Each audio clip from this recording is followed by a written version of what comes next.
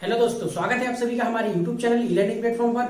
आज हम लोग त्रिकोणमिति का परिचय आगे बढ़ाएंगे। ठीक है, त्रिकोणमिति का परिचय तो हम लोग कर चुके हैं पूरा। अब हम इसके उदाहरण देखेंगे कुछ। ठीक है, इसमें पहला उदाहरण दिया हुआ है आपकी बुक में। पहला उदाहरण दिया हुआ है, यदि tan a बराबर 4/3। ठीक है, दिया है tan a बराबर 4/3। ठीक है, तो कोण ए के अन्य त्रिकोणमितीय अनुपात ज्ञात कीजिए। ठीक है, अब कोण ए के अन्य त्रिकोणमितीय अनुपात ज्ञात करना है। क्योंकि हम देख चुके हैं कि त्रिकोणमिति की जैसे ही बात होती है तो हमें पता पड़ता है कि तीन कोणों वाली ज्यामिति कोई, तो तीन कोणों वाली ज्यामिति सिर्फ हमारी त्रिभुज होती है। तो हम इस त्रिभुज में, अब त्रिभुज में भी विभिन्न प्रकार के त्रिभुज होते हैं, जिसमें से हमें पता है कि त्रिकोणमिति का जैसे ही नाम आता है तो हम ये समझ जाते हैं कि यह एक क्या है, समकोण त्रिभुज होता है। अब हम इसको कुछ नाम दे दें तो हम देखते हैं ए, बी और सी। इस प्रकार से मैंने इस त्रिभुज को नाम दे दिया। हमने एक त्रिभुज मान लिया, ये रहा त्रिभुज ए बी सी। देखिए हमें दिया हुआ है tan a बराबर 4/3। अब जब tan a बराबर दिया है तो हमें याद आता है क्या, लाल बटे कक्का, LAL और KKA। जैसा कि मैंने आपको बताया है पहले कि ये जो होता है, ये होता है क्या, ये होता है साइन, ये होता है कॉस और ये होता है टेन। तो हम देखेंगे यहां पर, तो हम देखेंगे बराबर इसको, इस वाली चीज को, इस वाले समीकरण को तुलना करेंगे किससे, L बटा किससे, A से। हमें पता है कि L को हम क्या बोलते हैं, लंब होता है, और ये जो होता है वो आधार होता है। तो A हो गया और L हो गया। अब हमें पता है कौन सा कोण की बात कर रहे हैं, कोण ए की बात कर रहे हैं। जब कोण ए की बात कर रहे हैं तो हम पढ़ चुके हैं कि जब भी हम कोण ए की बात करते हैं, जिस कोण की हम बात करते हैं उसके सामने वाली भुजा हमारी क्या होती है, लंब होती है। और ये भी हमें पता है कि जो 90 डिग्री का कोण होता है उसके सम्मुख भुजा जो होती है उसको हम बोलते हैं कर्ण। अब क्या बचा, आधार, तो ये हो जाता है आधार। ठीक, अब मैंने देखा कि मेरे को पता है कि tan a बराबर 4/3 है, जो कि L बटा a के बराबर होता है। तो L बराबर क्या हो जाएगा, 4 हो जाएगा। ठीक है, और a बराबर कितना हो जाएगा, 3 हो जाएगा। ठीक, देखिए होता क्या है कि हमें ये अनुपात दिया हुआ है, समझेंगे, ये हमें क्या दिया हुआ है, अनुपात दिया हुआ है। जैसे कि अगर मैं आपसे बोलूं, इस चीज को थोड़ा सा रोक लेना, हम अपन थोड़ा सा समझेंगे। जैसे कि अगर मुझे दिया हुआ है 1/2, 4/8, 2/4, 4/8, 8/16, 8/16, 16/32, इस प्रकार से कुछ दिया हुआ है। अब मैं आपसे पूछूं कि इन अनुपात में क्या दिख रहा है, आपको कुछ रिलेशन दिख रहा है, कुछ संबंध दिख रहा है।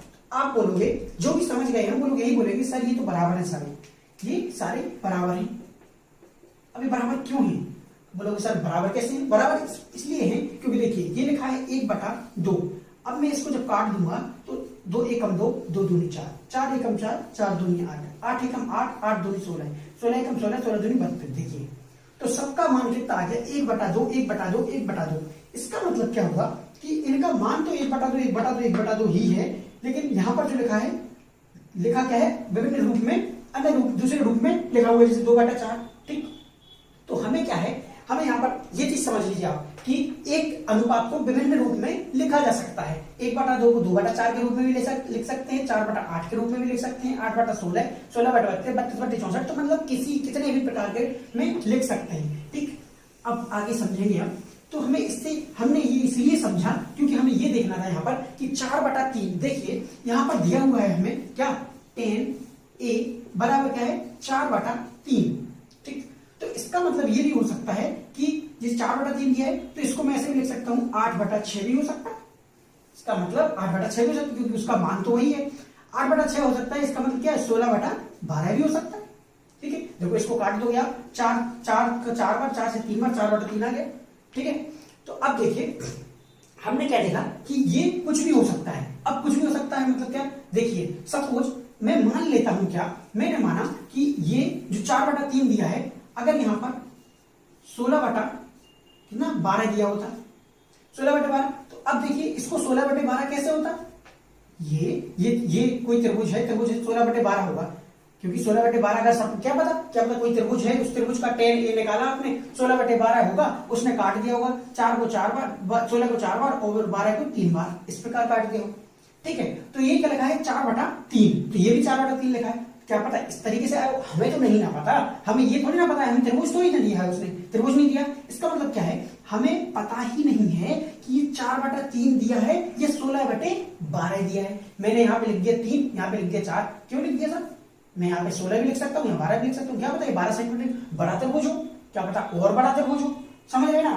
तो इसका मतलब क्या होगा कि हम नहीं बोल सकते हैं, हम ये नहीं बोल सकते कि ये 4/3 दिया है तो इसका मान 4 होगा, इसका मान कितना होगा 3 होगा। तो हमें इसके लिए क्या करना पड़ेगा, हम ये बोल देते हैं अगर इसमें 4 में 4 का गुणा कर दूं और 3 में 3 का गुणा कर दूं तो कितना मिल जाएगा मेरे को, 16/12 मिल जाएगा। ठीक है, तो ये देखिए अब क्या होगा कि अब ये चीज हमें देखने को मिल गई। अब क्या होना है कि यहाँ थोड़ा सा गड़बड़ हो गया, यहाँ क्या 4 आएगा, ठीक है, तो ये आ गया 4। देखिए अब इस प्रकार से, तो यहां पर क्या है, जितने का गुणा ऊपर कर रहा हूं मैं उतने का ही गुणा नीचे हो रहा है, तो कुछ भी हो सकता है। 4 का गुणा कर दिया, अगर मैं 2 का गुणा करूं, यहां पर देखिए, यहां पर अगर मैं 2 का गुणा करूं ऊपर नीचे तो हमें क्या मिल जाएगा, 8/6 मिल जाएगा। ठीक है, इस प्रकार से होने वाला है। तो इसका मतलब क्या होगा कि हमें किसी एक संख्या का गुणा कर, जो भी होगा यहाँ पर जो भी इसका मान होगा वो 4 का गुणनखंड होगा, और यहाँ पर जो भी होगा वो भी 4 का, मतलब किसी एक संख्या का गुणनखंड होगा, 3 का गुणनखंड होगा। ठीक है, अब देख लेते हैं हम क्या कर लेते हैं, हम यहाँ पर एक संख्या मान लेते हैं, एक गुणा कर देते हैं, इसमें गुणांक कर देते हैं k। ठीक है, कुछ भी मान लेते हैं k, मतलब कि k अब 1 का गुणा होगा या तो 4 होगा या 8 होगा या 12 होगा या 16 होगा या कुछ भी होगा, मतलब 20 होगा 32 होगा जो भी होगा। ठीक है, इस प्रकार से इसको मैं बोलूंगा क्या, 4k, और इसको बोलूंगा 3k। ठीक है, यहाँ पर k लिखा हुआ है पहले, तो अपन x मान लेते हैं, कोई बात नहीं, x मान लो, कुछ भी हमें तो अचर मानना है, कोई चर मानना है, कोई x मान लिया। ठीक है, ये हो गया x, ये 3x हो गया, ये 4x हो गया। अब हमें कोई दिक्कत नहीं, हम इसको 4x मान लेंगे। तो अगर अब हम, क्योंकि हमने फिक्स अभी क्या किया था, हमने 4 लिख दिया था, तो हमने फिक्स कर दिया था कि 4 फिक्स हो गया कि ये इसकी लंबाई कितनी, 4 इकाई है, 4 एकक है, 4 सेंटीमीटर, 4 मीटर, 4 कुछ भी, 4 इंच जो भी है, तो कुछ भी। लेकिन अब हमने फिक्स नहीं किया, हमने 4 गुणा x है। अब x का मान जब ये लोग दे देंगे हम उसमें गुणा कर देंगे। हमें इतना तो पता है कि ये जो भी आएगा इसका मान वो 4 का गुणज होगा, मतलब गुणनखंड होगा। ठीक है, ये 4 का गुणज होगा मतलब, और यहाँ पे 3 का गुणन होगा। ठीक, तो ये चीज हमें समझ में आ गई। अब हमने क्या बोला, ये हो गया 10a बराबर, अब हम लिखेंगे 10a बराबर हमें क्या मिल गया, 4x और 3x मिल गया। देखिए हमें चूंकि यहाँ पर 4x मिल गया और 3x मिल गया, हमें k का मान नहीं पता। जब k का मान हमें निकालना है तो हमने एक चीज पढ़ी थी, क्या, एक चीज हमने क्या पढ़ी थी कि ये जो समकोण त्रिभुज होता है उसमें क्या लगती है, पाइथागोरस थ्योरम लगती है, पाइथागोरस प्रमेय। पाइथागोरस प्रमेय होती क्या है ये मैं आपको शॉर्ट में बता देता हूं। पाइथागोरस प्रमेय में होता है कि कर्ण का वर्ग बराबर आधार का वर्ग धन में लंब का वर्ग, ये होता है क्या, अपनी पाइथागोरस प्रमेय। तो पाइथागोरस प्रमेय से हम k का मान निकालेंगे, जो कि हमें क्या है दिया है सब कुछ, k की जगह k का वर्ग, a की जगह a का वर्ग कितना है, 3 का वर्ग, 3x का वर्ग धन में l बराबर क्या है 4x, तो 4x का वर्ग।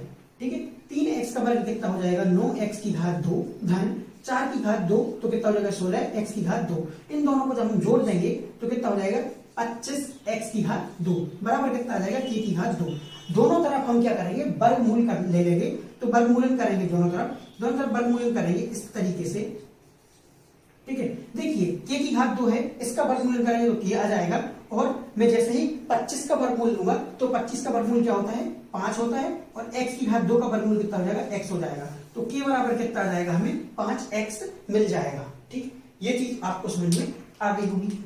तो k बराबर कितना हो गया, मेरे को 5x मिल गया। ठीक, अब देखिए अब आगे हम आगे बढ़े, हमने देखा क्या, देखिए आगे हम बढ़े तो हमने देखा कि हमें क्या निकालना है, 10 दिया है और आगे जो भी अनुपात है वो निकालने हैं। सबसे पहले हमें पता है कि 10, चलो साइन से देखते हैं, सबसे पहले साइन ही लेते हैं, तो साइन से देखते हैं। सबसे पहले आया हमारा क्या, साइन ए बराबर कितना हो जाएगा, ये निकालना है साइन ए बराबर हमें पता है क्या, l बटा के होता है, लाल बटे का से सबसे पहले l बटा ए होता है, तो l बटा के। ठीक है, l बटा के होता है, तो l कितना दिया हुआ है, l 4x है, तो 4x हो जाएगा बटा कितना हो जाएगा 5x। ठीक, अब आप बोलोगे कि सर ये तो x से x अपन काट देंगे, x से x काट दो तो कितना हो जाएगा 4/5। ठीक है, कोई दिक्कत नहीं। देखो 4/5 आ जाएगा, अपना आंसर यही होगा। लेकिन हमें x इसलिए लिखा, हमने समझने के लिए हमने लिखा था, आएगा वही। आप अगर इसमें x जो दिमाग मैंने लगाया, अभी आपको बताया समझाया, जरूरी नहीं है कि आप यहाँ पर x लिखो, क्योंकि हमें अनुपात ही बताना है। जब अनुपात ही बताना है तो वो तो कट ही जाना है। देखो x से x कट गया तो यहाँ पे कुछ भी हो आएगा अनुपात यही, ठीक। तो हमें क्या करना है, जरूरी नहीं है कि हम यहाँ पर x लिखें, लेकिन यदि वो क्या करता, अगर वो कुछ मान दे देता और फिर पूछता तो हमें x रखना पड़ता। जरूरी नहीं है x रखना, आप रख सकते हो और नहीं भी रख सकते हो, ठीक है। बाकी x रखोगे तो ज्यादा अच्छा है, क्योंकि इस प्रकार का कोई क्वेश्चन आएगा तो हमसे बन जाएगा, ठीक। बाकी ऐसे में भी आंसर आ जाएगा, इसको 4 मान लोगे, इसको 3 मान लोगे तो यहाँ पे 5 आ जाएगा। 5 आ जाएगा तो क्या आया, 4/5, ठीक। देखो साइन हो गया। अब देखते हैं हम कॉस, देखा हमने कॉस देखा, कॉस a बराबर क्या होता है, देखो साइन कॉस, कॉस बराबर a बटा k होता है, a बटा k होता है। a क्या है हमारे पास में, a 3x है तो 3x रख दिया। अब 3x रखा और क्या हो जाएगा k, 5x है तो 5x रख दिया, x से x कट गया तो 3/5 आ गया। इसके बाद क्या है, देखिए tan, तो tan हमें दिया है। अब tan के बाद अब क्या आएगा, साइन कॉस tan, इसके बाद कोसेक, तो आता है हमारा कोसेक। हमें पता है कि मैंने आपको पहले लेक्चर में बताया था कि कोसेक जो होता है वो साइन का क्या होता है, उल्टा होता है। तो क्या हो जाएगा, ये k/l हो जाता है, k/l हो जाएगा तो क्या हो जाएगा, 5/4 हो जाएगा। अब कोसेक हो गया तो इसके बाद आता है हमारा क्या, सेक आता है। सेक a बराबर क्या होता है, कोस का उल्टा होता है, तो कोस का उल्टा क्या हो जाएगा, k/a हो जाएगा। ये कितना हो जाएगा, 5/3 हो जाएगा। सेक हो गया। अब हमें बनाता है कोट, तो कोट a बराबर क्या होता है, कोट किसका उल्टा होता है, tan का उल्टा होता है। कोट a क्या दिया हुआ है, tan a दिया है 4/3, तो ये कितना हो जाएगा, तो ये होता है l/a, तो ये हो जाएगा a/l। देखो tan क्या होता है, l/a, तो कोट क्या होता है, a/l। तो tan दिया हुआ है 4/3, तो कोट हो जाएगा 3/4। ये रहे आपके सारे आंसर, ठीक। ये आप लोग अपनी कॉपी में लिख लीजिए, ये आप लोग समझ लीजिए। इस x से आप कंफ्यूज मत होना, बस x का मतलब इसीलिए था क्योंकि इसका मान कुछ भी हो सकता है, हमें अनुपात दिया हुआ था, ठीक। जरूरी नहीं है हम x लें, हमें ये आंसर चाहिए, हमारा आंसर यहां से आ जाएगा। अनुपात में ही आंसर देना है, अनुपात में आंसर आ जाएगा। जरूरी नहीं है x लेना, अगर लेना है तो लीजिए, आपको समझ में आ गया है तो x लीजिए, अच्छी बात है। अगर नहीं समझ में आया आपको तो x छोड़ लीजिए, आप ये चीज समझ लीजिए, ये चीज इस तरीके से कर लीजिए। इसको 3, इसको 4 मान लीजिए, वो 5 ऑटोमेटिक आपका आ जाएगा। ये पाइथागोरस में आपको कोई दिक्कत हो तो भी आप बता सकते हैं, ठीक है। ये पाइथागोरस है, पाइथागोरस में कोई दिक्कत नहीं होनी चाहिए, ठीक है। ये 25 का वर्गमूल क्या होता है ये आपको पता होना चाहिए, आप 10वीं कक्षा के छात्र हैं, ठीक। कोई दिक्कत तो आप लोग पूछ लीजिएगा, लिख लीजिए इसको। अब हम आगे बढ़ेंगे, ठीक। आगे अब आपका जो अगला प्रश्न, अगला उदाहरण जो दिया हुआ है, अगला उदाहरण जो है वो है क्या, वो थोड़ा सा क्या है, आपके पुराने टॉपिक से रिलेटेड है। और जो पुराना टॉपिक है आपने 9वीं कक्षा में पढ़ा है, सर्वांग समता, ठीक है। आप लोग वैसे सर्वांग समता के बारे में जानते तो होंगे, फिर भी मैं आपको थोड़ा सा बता दूं। सर्वांग समता मुझे नहीं पता आपको कैसे, आपने किस तरीके से पढ़ा है, किससे पढ़ा है, क्या पढ़ा है। देखिए सर्वांग समता का मतलब क्या होता है, सर्वांग समता, त्रिभुज की सर्वांग समता हमने पढ़ी है। सबसे पहले हम इस शब्द का मतलब देखेंगे, क्या सर्वांग समता क्या होता है, सर्वांग समता, ठीक है। सर्वांग समता ये क्या होता है, सर्वांग समता, इस सर्वांग समता का मतलब क्या होता है, समान, मतलब हर तरीके से समान, हर चीज में समान। तो क्या होता है, समान आकृति, समान वस्तु। देखिए जैसे कि कोई वर्ग है, ये रहा वर्ग, ठीक है। ये दो वर्ग, ये दो वर्ग क्या है, ये दो, ऐसा ही तो है, इतना ही तो है, ठीक है। इसको लगभग बराबर बनाना ही पड़ेगा,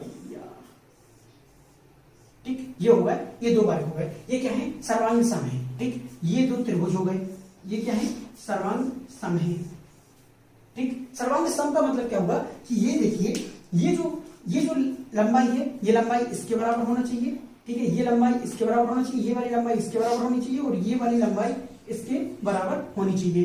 देखिए ये वाला कोण जो है वो इसके बराबर, ये वाला कोण इसके बराबर, ये वाला कोण इसके बराबर, ये वाला कोण इसके बराबर, ठीक। तो सर्वांग समता का मतलब ये होता है कि दो आकृतियां हैं वो एक दूसरे को छुपा दें। अगर मैं इस वाले को, इसका नाम A है, इसका नाम B है, इसका नाम C है, इसका नाम D है, यदि मैं B को A के ऊपर रखूंगा तो पूरी तरीके से ढक देगा, एग्जैक्टली बिल्कुल, ना यहां से बाहर होगा ना यहां से बाहर होगा, बिल्कुल बराबरी पर लग जाएगा और उसको छुपा देगा। ठीक है। इस तरीके से एक त्रिभुज है, इस त्रिभुज को अगर इसके ऊपर रखूंगा तो पूरी तरीके से छिपा देगा। यदि इसको इसके ऊपर, इसको इसके ऊपर रखूं, इसको इसके ऊपर या इसको इसके ऊपर रखूं तो ये छिपा देता है। इसका मतलब क्या होता है कि हर तरीके से समान, हर तरीके से कहीं से भी देखो आप लोग, जैसा भी देखोगे आपको समान दिखेगा, हर एक चीज समान होनी चाहिए। ठीक, तो वो होता है सर्वांग समता।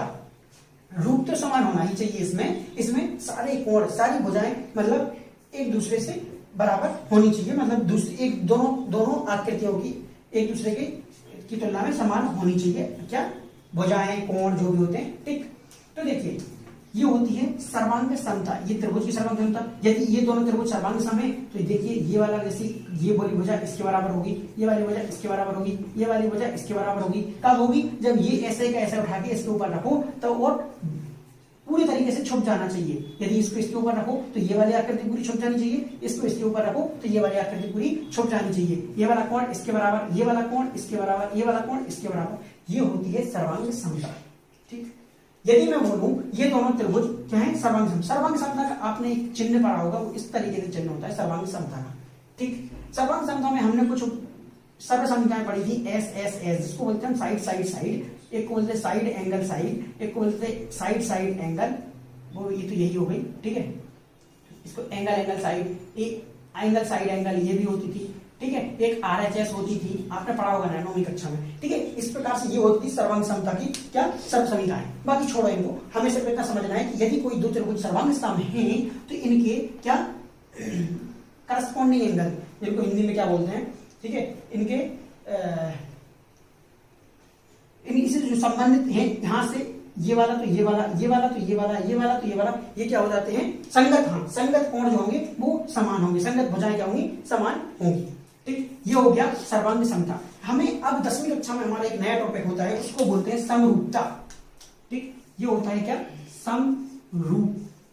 समरूपता बोलते हैं इसको, ये होती है समरूपता। ठीक है, अब समरूपता, ये सर्वांग समता मतलब हर चीज समान होनी चाहिए। समरूपता मतलब क्या होता है? लिखा हुआ है, दिख रहा है आपको, यहां से आपको देख लेना है। क्या? सम मतलब समान, और रूप मतलब, रूपता मतलब रूप, रूप मतलब क्या? समान रूप, रूप समान होना चाहिए, बस उन्होंने बोला रूप समान होना चाहिए।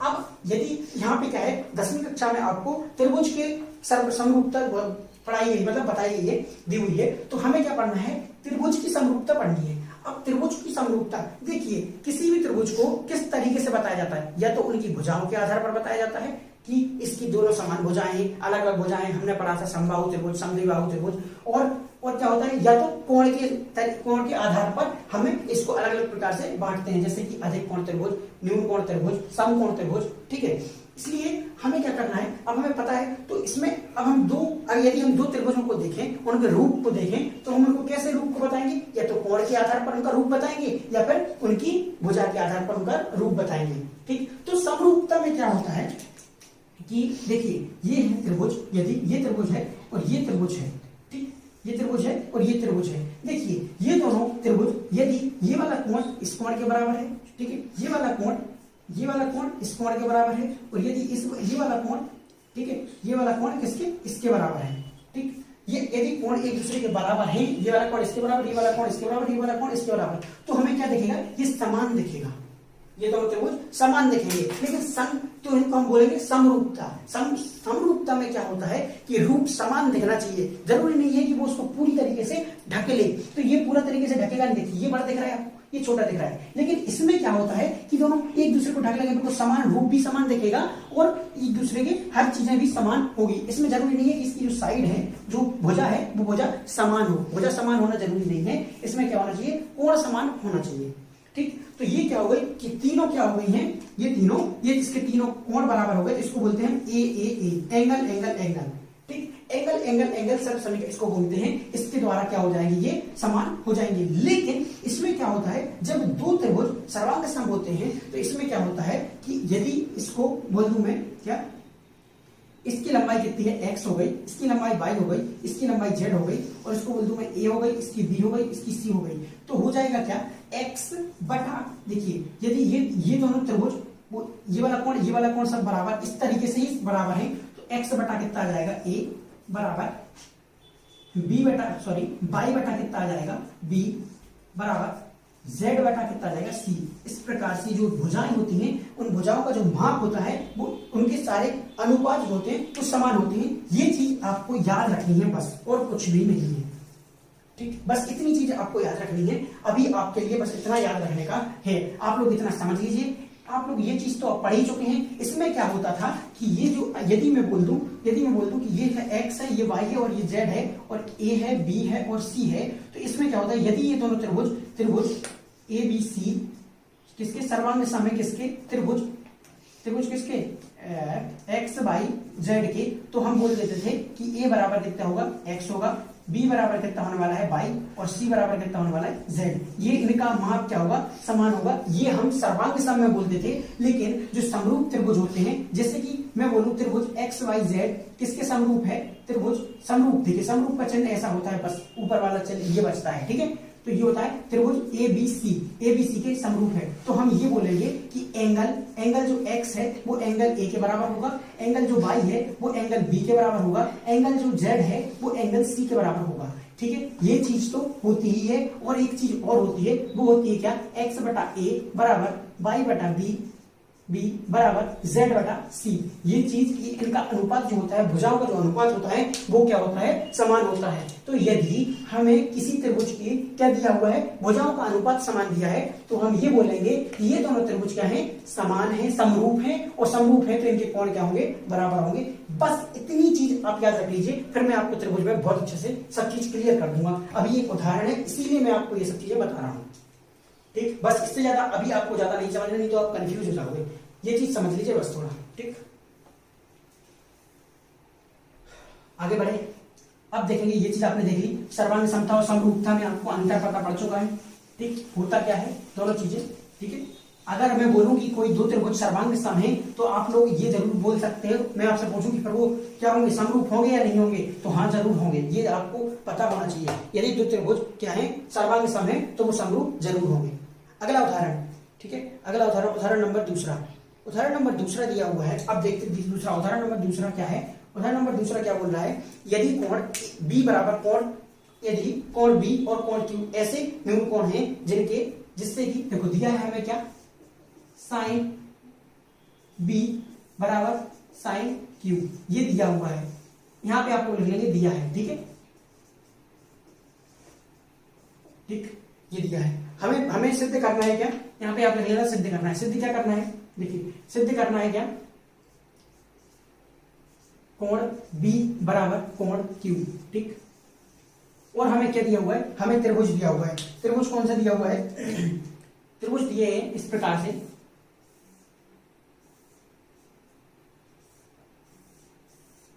ठीक, A B और C और P Q और R।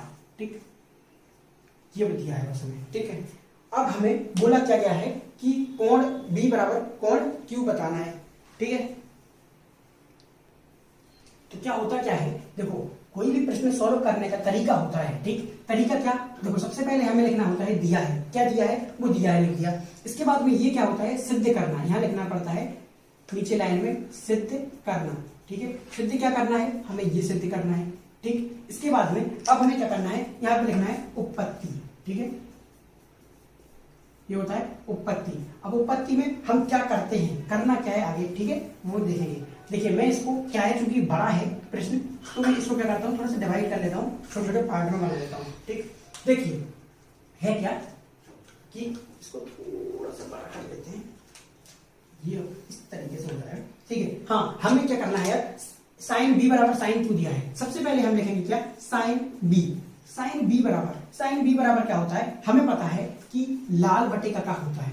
ठीक है, हमारे दिमाग में लाल बटे कका। साइन बराबर एल बटा के। देखिए इसमें कोण बी दिया है, तो कोण बी दिया है, उसके सम्मुख भुजा जो होती है वो होती है लंब। 90 डिग्री का कोण ये रहे, 90 डिग्री का कोण, तो इसके लिए के हो जाएगा, इसके लिए के ये हो जाएगा, इसके लिए ए हो जाएगा, इसके लिए ए ये हो जाएगा। ठीक, देखिए अब हमें क्या करना है, एल बटा के दिया हुआ है, एल बटा के दिया है, तो एल बटा के क्या है, एल कितना है, एसी है।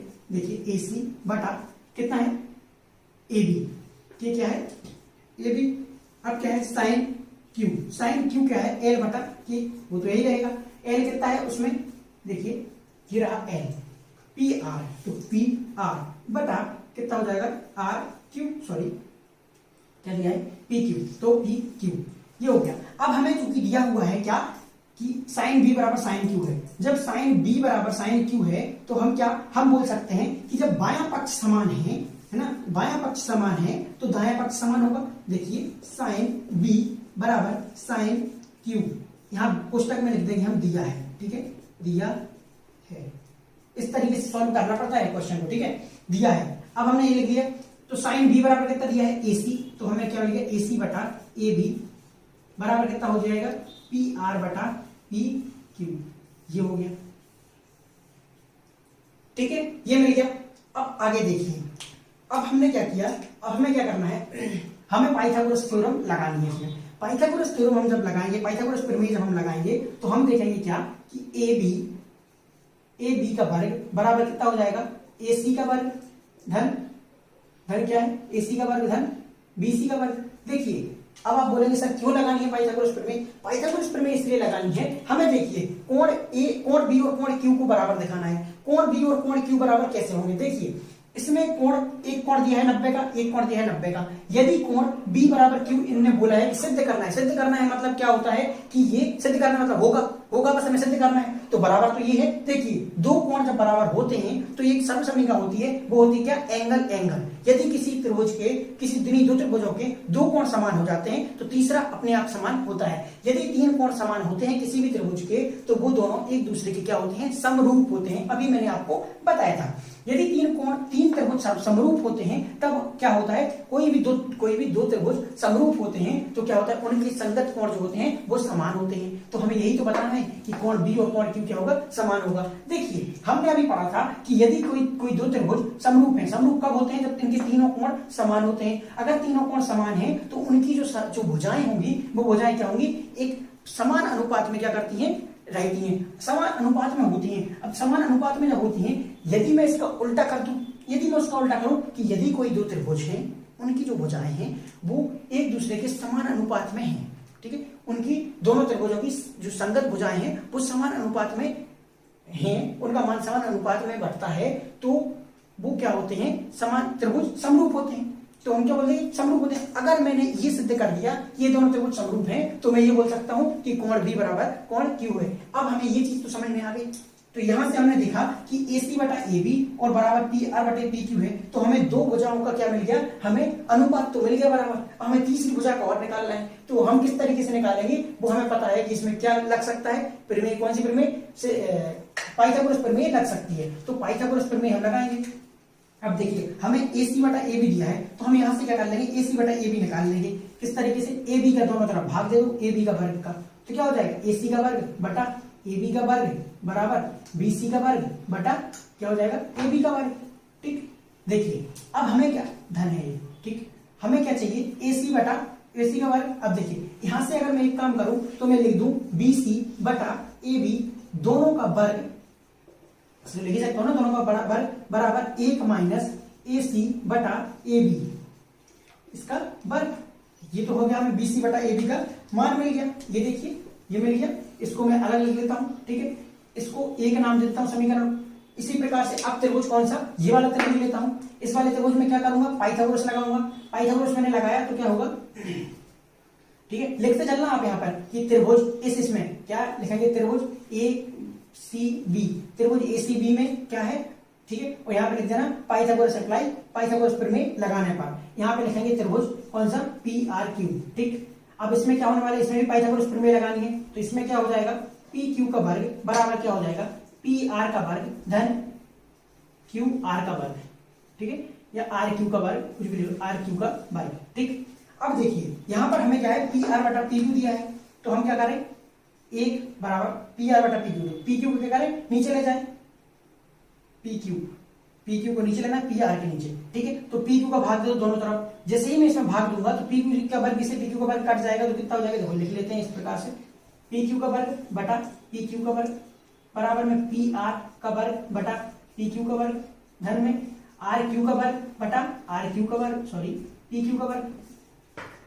ठीक, ये हो गया। देखिए ये दोनों एक दूसरे कट गए तो कितना हो जाएगा 1 हो जाएगा यहाँ पर, ठीक है यहाँ आ गया 1 आ गया।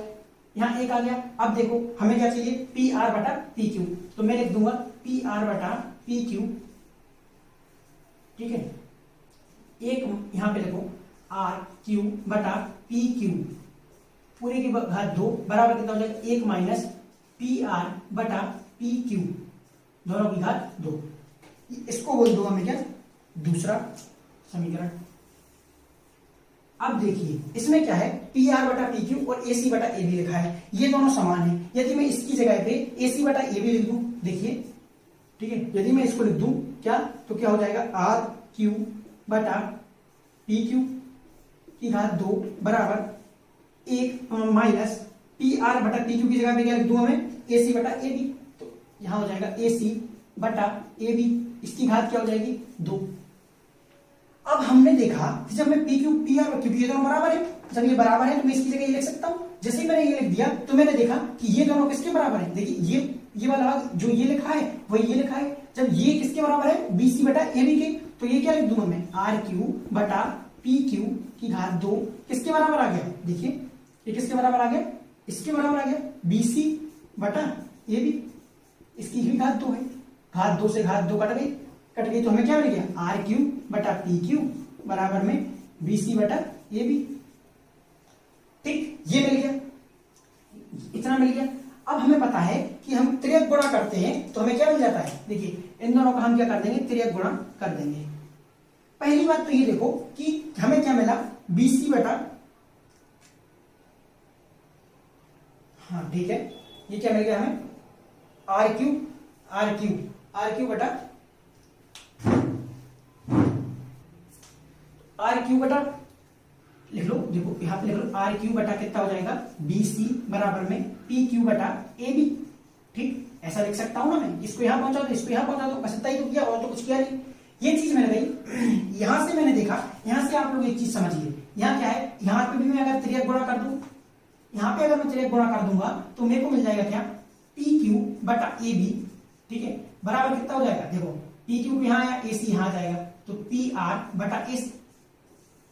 और जब हमें पता है कि पी क्यू बटा ए बी किसके बराबर है, आर क्यू बटा बी सी के, और यहाँ पे क्या है, पी आर बटा ए सी के, तो यहां से हमें क्या मिल जाता है कि आर क्यू बटा बी सी बराबर किसके हो जाएगा, देखो पी क्यू बटा ए बी, तो पी क्यू बटा ए बी किसके बराबर, पी आर बटा ए सी, तो इसकी जगह क्या लिख दूं मैं, पी आर बटा ए सी लिख दूं।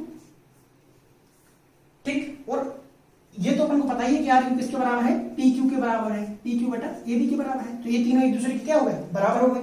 जैसे ही मैंने देखा कि तीनों भुजाएं एक दूसरे की क्या है, तीनों भुजाएं जो है उसकी संगत भुजाओं के क्या है, समान अनुपात में है। जैसे ही मैंने ये देख लिया कि समान अनुपात में भुजाएं समान अनुपात में, देखिए ए सी बटा क्या है, पी आर बटा ए सी है, देखिए इसके बटा ये है, और आर क्यू बटा बी सी है, ठीक है, और पी क्यू बटा क्या है, ए बी है, तो कर्ण के बटा कर्ण है, एल के बटा एल है, ए के बटा ए है। इसका मतलब क्या हुआ, यह क्या है, समरूप त्रिभुज है। तो हम क्या बोल देंगे कि ये दोनों त्रिभुज चूंकि त्रिभुज क्या है, त्रिभुज पी आर क्यू समरूप है किसके, ए त्रिभुज ए सी बी के किससे, उससे के द्वारा, ए सी बी समरूप है, ठीक है, ए सी बी के किसके द्वारा, चूंकि, हाँ इस तरीके से मत लिखो, चूंकि त्रिभुज क्या, ए सी बी व त्रिभुज पी आर क्यू की भुजाएं एक दूसरे को, ये जरूरी नहीं है लिखना, ये तो ज्यादा हो जाएगा, मतलब इतना लिखना जरूरी नहीं है। हमें क्या है, ठीक है, हमने इतना तो सिद्ध कर दिया, ठीक है, तो इसको बोल दो समीकरण 3, चूंकि समीकरण 3 से ये सिद्ध हो गया, हम लिख देंगे समीकरण, यहां से लिख देंगे समीकरण 3 से ये सिद्ध होता है कि त्रिभुज पी क्यू आर समरूप है किसके, त्रिभुज पी ए बी सी के, ठीक है।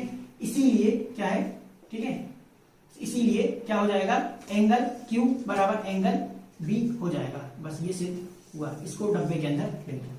इस तरीके से सॉल्व करना है, कुछ नहीं। आपकी किताब में क्या पाइथागोरस प्रमेय से पूरा किया है, ये शायद आपको नहीं दिख रहा होगा, ये देख लेते हैं, ये तो दिख रहा होगा PQR ABC, ठीक है। देखिए इसको अपन क्या करेंगे, इसको अपन ऊपर लिख लेते हैं, ठीक, इतने को। हाँ ये तो आपने कर लिया, ये अपन को पता है दिया हुआ है, ये छोड़ दो, ठीक है। ये भी अपन को पता है, सिद्ध करना है क्या, कोण B बराबर कोण Q, ठीक है। यहाँ लिख लेते हैं, यहाँ क्या है दिया हुआ है, ठीक है। क्योंकि समीकरण हम लिखेंगे समीकरण 3 के द्वारा, समीकरण 3 के द्वारा क्या है, सिद्ध होता है कि त्रिभुज ABC समरूप है किसके, त्रिभुज PQR के, ठीक। अब क्या होगा कि ये जब हमें पता पड़ गया, इसीलिए चूंकि तो लिख लिया हमने, इसीलिए कोण B बराबर कितना हो जाएगा, कोण Q, बस इतना लिखना है आपको, ये आपका सिद्ध हो जाता है, ठीक। ये हो जाएगा आपका यहां पर सिद्ध, ठीक ठीक। तो यहां पर आप लिख देंगे क्या, सिद्ध हुआ। देखिए आपको थोड़ा सा डिफिकल्टी आएगी अभी इसको समझने में। ये वाला जो प्रश्न है आपके थोड़ा सा सिलेबस से, अभी आपके लिए थोड़ा सा क्या है, आउट ऑफ सिलेबस है आपके लिए थोड़ा सा, क्या है, क्योंकि आपने समरूपता नहीं पढ़ी है। बाकी आप बस इतना समझ लीजिए कि जब भी किसी दो त्रिभुजों की भुजाएं एक दूसरे को समान अनुपात में काटती हैं, समान अनुपात में होती हैं, दी हुई होती हैं, तो क्या होते हैं, वो दोनों त्रिभुज क्या होते हैं, समरूप होते हैं। समरूप मतलब समान रूप, समान रूप मतलब क्या है, तीनों के कोण बराबर होने चाहिए। जब तीनों के कोण बराबर होते हैं, हमने ये सिद्ध कर दिया यहाँ से कि इन भुजाओं के अनुपात के द्वारा हमने सिद्ध कर दिया कि ये दोनों त्रिभुज क्या हैं, समरूप हैं। और समरूप हैं, चूंकि ये समरूप है इसीलिए कोण B बराबर कोण Q होगा, यहाँ सिद्ध हो जाता है ये, ठीक। यहाँ पे त्रिकोणमिति तो थोड़ी सी लगी, पाइथागोरस थ्योरम से ही हो गया, पाइथागोरस प्रमेय और समरूपता लगी है, ठीक है। ऐसा अगला क्वेश्चन आपका कुछ है नहीं, आज जब मैं त्रिभुज की समरूपता पढ़ाऊंगा तो आपको और अच्छे से समझ में आ जाएगा। कुछ नहीं है, बहुत आसान क्वेश्चन है, कुछ नहीं है, आराम से आपका हो जाएगा, ठीक। तो ये आज अपन उदाहरण 2 ही कंप्लीट करते हैं, अगले लेक्चर में हम देखेंगे उदाहरण 3 से और आगे के जो भी उदाहरण है, ठीक है। आप लोग पढ़िएगा, समझिएगा, दिक्कत हो तो पूछिएगा। ये वाला उदाहरण आपको ज्यादा अच्छे से समझ में नहीं आया होगा, मैं मान सकता हूँ। जब भी मैं आपको त्रिभुज पढ़ाऊंगा तो आपको अच्छे से समझ में आ जाएगा, ठीक है। तो आप इसके पहले जो पहला उदाहरण दिया, दूसरा उदाहरण दिया, वो भी देखिएगा, और जो भी इसके पहले जो फॉर्मूले पढ़ाए हैं वो सारे फॉर्मूले याद कीजिएगा, ठीक है। और कोई डाउट हो तो आप कमेंट बॉक्स में पूछ सकते हैं, इंस्टाग्राम, फेसबुक, टेलीग्राम कहीं पर भी पूछ सकते हैं, ठीक। अपने दोस्तों को बोलिए, आपको कहीं डाउट है, कुछ भी डाउट है तो आप लोग पूछिएगा, ठीक। Bye bye, take care.